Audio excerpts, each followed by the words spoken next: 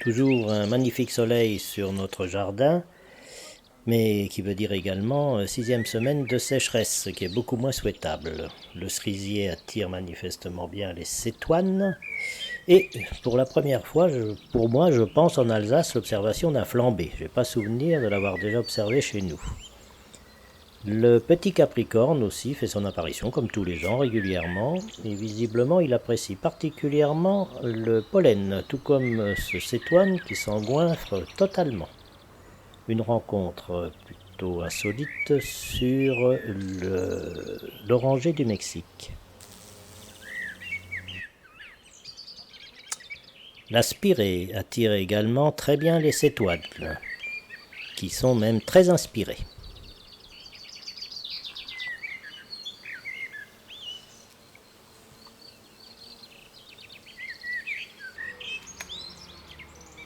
Un cirfe.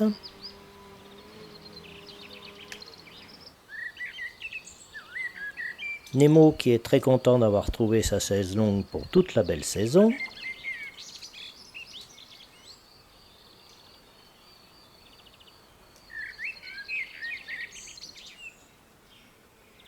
Ça, c'est plutôt pour moi un diptère qu'un hyménoptère. Une volucelle peut-être. En tout cas, le bonheur est dans le bassin pour les poissons rouges.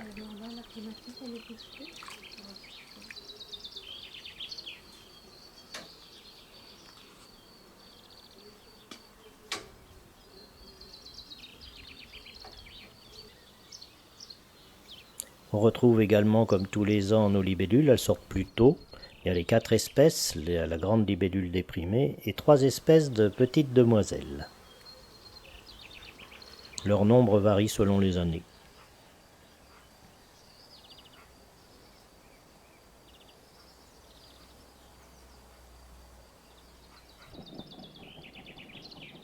Une vue insolite du bassin de l'intérieur en mettant une GoPro au fond de l'eau.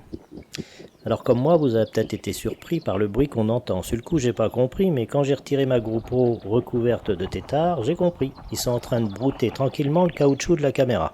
Il a un aspect velouté et visiblement ça leur plaît beaucoup.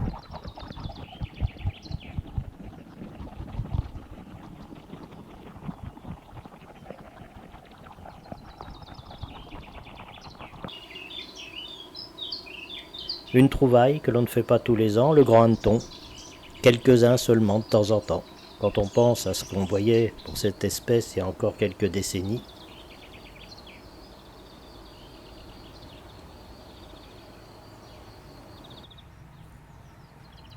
Et puis l'encolie qui fait le bonheur de ce bourdon.